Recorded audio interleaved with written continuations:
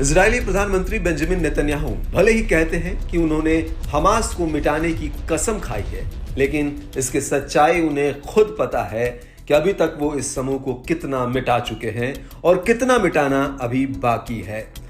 साल भर से ज्यादा समय से युद्ध चल रहा है और अब तक इजराइल किसी निर्णायक नतीजे के करीब भी नहीं पहुंचा है, जबकि अमेरिका इजराइल की हर तरह से मदद कर रहा है।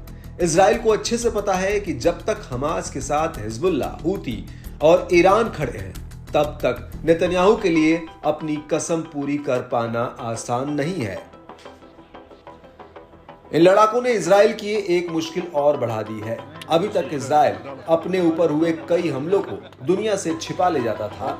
अब ये लड़ाका समूह इजराइल के उस कारनामे की भी पोल खोल दे रहा है। अब हमास और हिजबुल्लाह इजरायली ठिकानों पर किए गए अधिकतर हमलों की रिकॉर्डिंग कर उसके वीडियो फुटेज जारी कर रहे हैं। हमास की सैन्य शाखा अल कसम ब्रिगेड ने गाजा में इजरायली सेना पर हमले का फुटेज जारी किया है।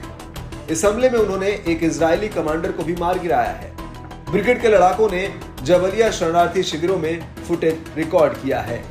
इसमें Merkava tank, D9 military grade bulldozer और एक अन्य सैन्य वाहन को नष्ट करते हुए दिखाया गया है। आपको बता दें कि इजराइल ने गाजा में इतना नरसंहार मचाया और कई ऑपरेशन चलाए, उसके बाद भी उसे वहां से तगड़ा जवाब मिल रहा है। शनिवार को अल कस्साम ब्रिगेड और अल अंसार ब्रिगेड के स्नाइपर्स ने गाजा में तैनात एक इजरायली सैनिक को मार गिराया और इसका फुटेज भी जारी किया।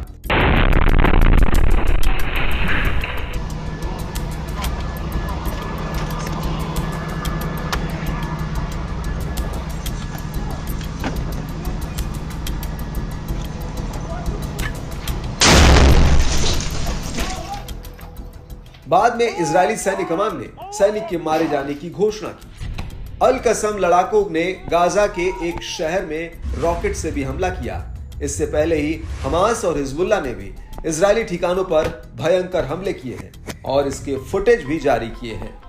हिजबुल्लाह ने तेल अवीव इलाके में इजराइल के महत्वपूर्ण बेस कैंप पर हमले का फुटेज जारी किया है, तो हमास ने सशस्त्र समूह अल कसम ब्रिगेड द्वारा गाजा में इजरायली डिफेंस फोर्स यानी IDF के टैंकों पर हमले का फुटेज जारी किया है। फुटेज में हमास के लड़ाकों को उत्तरी गाजा में IDF के टैंकों पर हमला करते हुए देखा जा सकता है। हमास ने कहा कि IDF टैंकों पर कम से कम 107 रॉकेट दागे गए।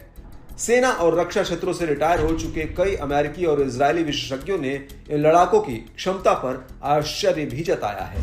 कुछ लोगों ने तो यहां तक कहा कि इजराइल इनको हल्के में लेने की भूल कर रहा है, जबकि इनके पास एक से बढ़कर एक आधुनिक हथियार है और ये लंबे समय तक युद्ध करने में सक्षम है। इससे तो यही लगता है कि नेतन्याहू को अब हमास को मिटाने की जिद छोड़कर युद्ध खत्म करने के दूसरे विकल्पों पर विचार करना चाहिए। इजराइल के साथ ही ये बात अमेरिका को भी समझनी होगी, जिससे कि विश्व में शांति स्थापित हो सके, क्योंकि इजराइल ने जब भी जितना बड़ा हमला किया है, उसके कुछ दिन बाद ही हमास हिजबुल्लाह ने उसके ठिकानों पर और बड़ा जवाबी हमला किया है और आज तक करते आ रहे हैं। यानी इन समूहों के पास न तो हथियारों की कमी है, न लोगों की।